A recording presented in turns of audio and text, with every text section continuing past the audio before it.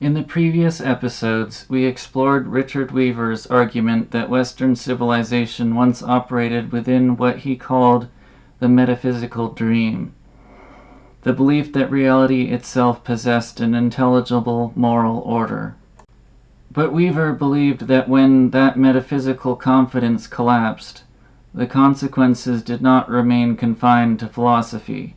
They began to reshape culture, institutions, and even the psychological character of modern individuals. But Weaver believed the consequences extended even further, because when belief in objective meaning fades, something else begins to change as well: language itself.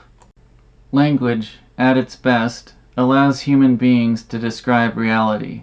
Words point toward things. Concepts refer to structures that exist independently of us. Terms such as justice, truth, beauty, and virtue once carried weight because they were believed to refer to something real. They were not simply expressions of preference. They were attempts to describe the moral structure of the world. But if universals are no longer believed to exist, then language slowly becomes detached from the structure of reality. Words begin to float free from the things they once described, and when that happens, language becomes increasingly unstable. The same word can begin to mean different things to different people. Debates become more emotional, less resolvable, and public conversation slowly becomes more confused. Weaver believed that once language loses its grounding in reality, a subtle transformation begins. Words remain powerful, but their function begins to change. Instead of helping people discover truth, language increasingly becomes a tool for influencing attitudes. Weaver described this shift as a movement from dialectic to rhetoric. Dialectic seeks truth through argument and clarification. Rhetoric seeks victory through persuasion. When language becomes detached from stable meanings, rhetoric naturally begins to dominate. Weaver believed that when language loses its grounding in reality, it does not simply become weaker. In some ways, it becomes more powerful, but in a different sense.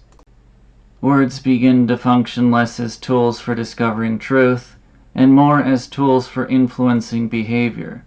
Instead of asking whether statements correspond to reality, the focus shifts toward whether they produce the desired response. Language becomes increasingly persuasive rather than descriptive. Political slogans replace arguments. Emotional appeals replace careful reasoning, and rhetoric becomes a tool for shaping opinion rather than discovering truth.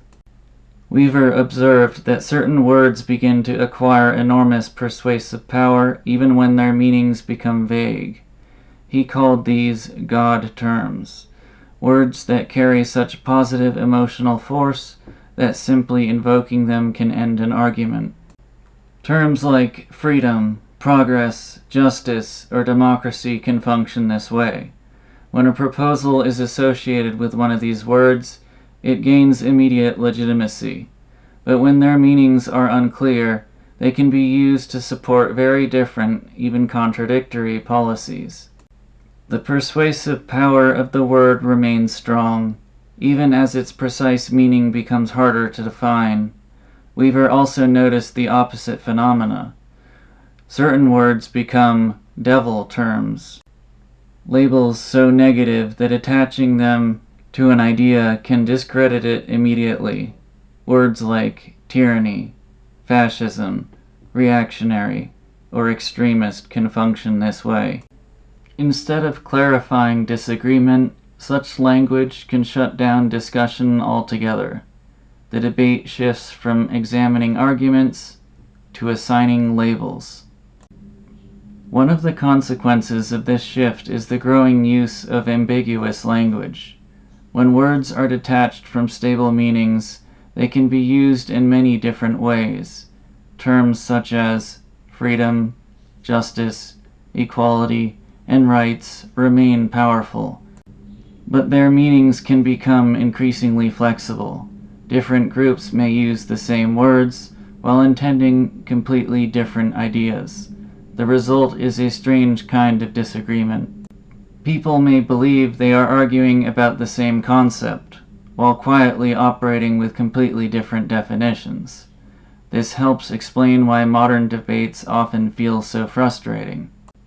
Participants may argue passionately for hours, yet leave with the sense that nothing was actually resolved, because beneath the disagreement lies a deeper problem.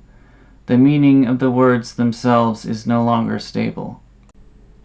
Weaver believed this transformation has important political consequences. If words no longer describe stable realities, then controlling language becomes a way of controlling perception. Political debate begins to revolve around which definitions prevail. Public discussion shifts from discovering truth to managing narratives. Words become instruments of social influence. History offers many examples of this transformation. Political movements often attempt to redefine familiar words in ways that reshape how people interpret events. Policies are framed using morally powerful language. Opponents are associated with morally discredited terms, and gradually the vocabulary of debate begins to guide how reality itself is perceived. Once language becomes primarily persuasive, public discourse changes. Debate becomes less about understanding reality and more about shaping opinion. Earlier intellectual traditions placed great emphasis on dialectic, the disciplined exchange of arguments aimed at discovering truth. Philosophers from Aristotle through the medieval scholastics treated dialectic as one of the central tools of rational inquiry. But dialectic depends on something important: shared meanings. If participants in a debate do not agree on the meaning of key terms, then rational arguments become difficult. Conversations drift, positions harden, and disagreements often become emotional rather than intellectual. In such an environment, persuasion begins to replace inquiry, victory replaces understanding, and discussion increasingly resembles competition rather than investigation. Weaver believed this linguistic instability reflects a deeper philosophical problem. Because language ultimately depends on a belief that reality itself contains order, words can only remain stable if they refer to something stable. But if reality is understood as morally neutral and values as human inventions, then the connection between words and reality begins to weaken. Language becomes more fluid, more strategic, more adaptable to changing circumstances, but also less capable of guiding a civilization toward truth. Over time, the degradation of language begins to shape culture itself. Public discourse becomes louder, but less precise. Political debate becomes more passionate, but less clarifying. And citizens may increasingly feel that discussions never truly resolve anything, because beneath the arguments lies a deeper problem. A shared framework of meaning has disappeared. People continue to speak about justice, freedom, rights, virtue, but they may no longer agree on what those words mean. And without stable meanings, even sincere conversations can become confused. For Weaver, this is not a minor cultural problem. It is a civilizational problem. Because language is the medium through which societies deliberate about justice, responsibility, and the common good. If the meanings of those words become unstable, the ability of a society to reason together gradually weakens. This is one reason why many modern debates feel strangely circular. Participants argue passionately, but agreement rarely emerges, because the disagreement is not simply about policy or preference. It often reflects deeper philosophical differences about the nature of reality itself. Do values exist independently of us, or do we create them ourselves? If the answer is unclear, language itself becomes unstable. And once language becomes unstable, public life becomes harder to navigate. A civilization can survive many material setbacks, but when its language loses the ability to clarify truth, the deeper foundations of public reasoning begin to erode. Richard Weaver's warning in Ideas Have Consequences was not simply about politics. It was about the relationship between ideas, language, and civilization itself. If a culture loses confidence that reality contains intelligible meaning, then its language gradually loses its anchoring.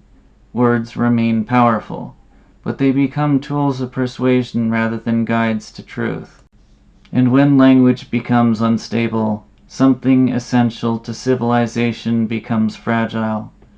Because a society that cannot speak clearly about truth, justice, and virtue may eventually struggle to understand what those things are. In the next episode, we'll explore Weaver's final and perhaps most controversial claim, that the rejection of metaphysical order can produce a civilization that becomes increasingly powerful, while slowly losing the ability to understand what power is for. I'll see you in the next episode.